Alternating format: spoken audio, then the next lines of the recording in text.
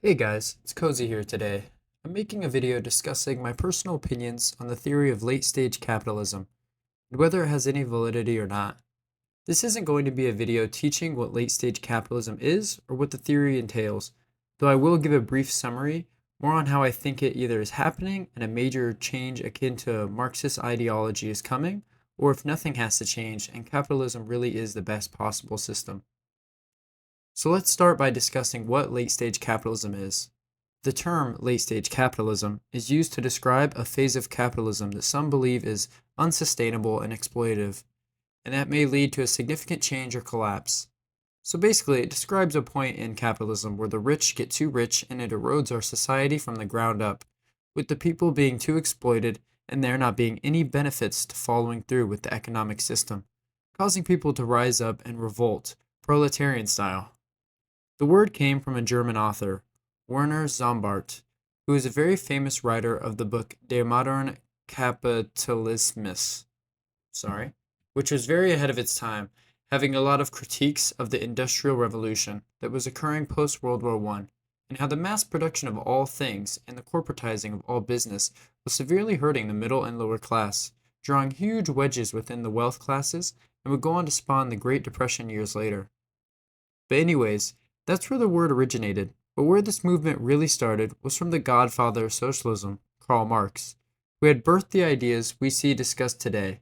Now, his theory was more of a response rather than a thought out system from the ground up, but a lot of things he advocated for was scientific socialism, which is where the government owns all means of production and property, while equally dispersing it within the society. In theory, this would take all exploitation out of a society.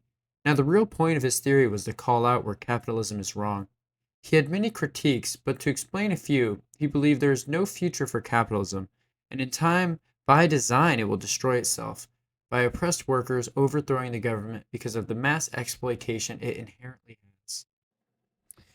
Okay, now that you have a good framework of what we're talking about in regards to late stage capitalism, let's talk about the capitalism me and most of the world live under today. So, the capitalism today is very competition based, where the means of production are owned by private businesses where they compete for the buying power of the consumers, which make up most of the country and most of the workers who are employed to these giant companies. There is very little social programs from the government, though there are some like Medicare and welfare benefits. It's not as prominent as it is in different European countries.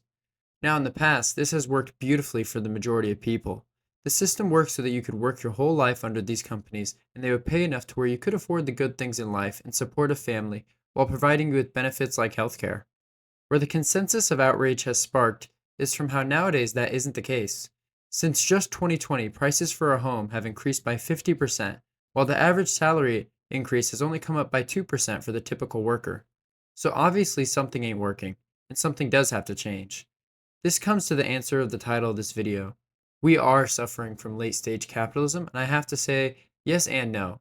Yes, we are suffering, and a big reason for it is capitalism that incentivizes these corporations to efficiently scam us and try to take as much as they can while giving as little as possible. But on the other hand, I just think this is a bad time for capitalism, not the end of it.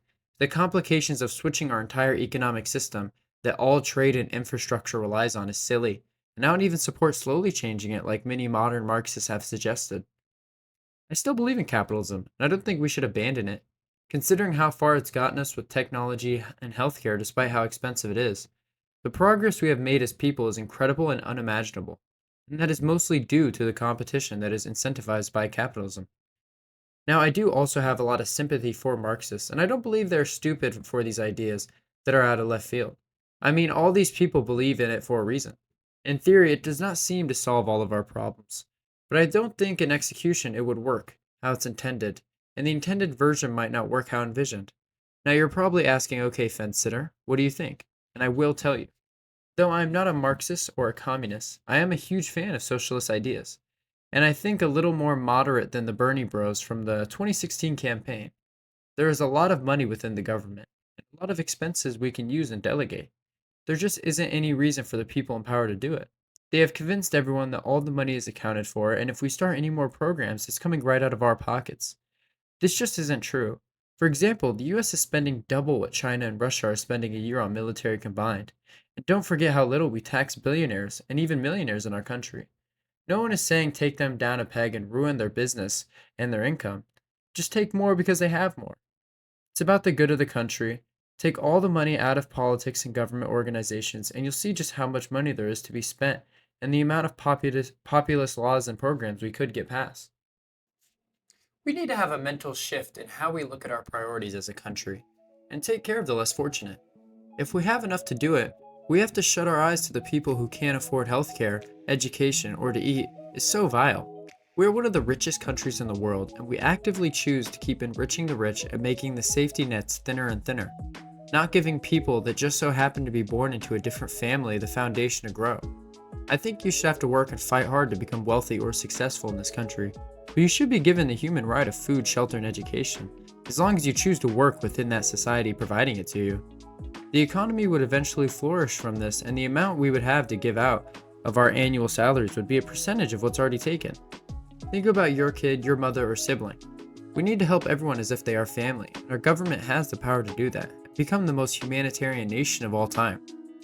And that is my kind of off the cuff answer to late stage capitalism. Alright, per usual, my video ends in a spiraling ramble about my opinion on the topic. So also per usual, make sure to like, subscribe, and please more than anything else comment and start a dialogue like the great Becca says. Thank you guys, and I'll be back in 2 weeks.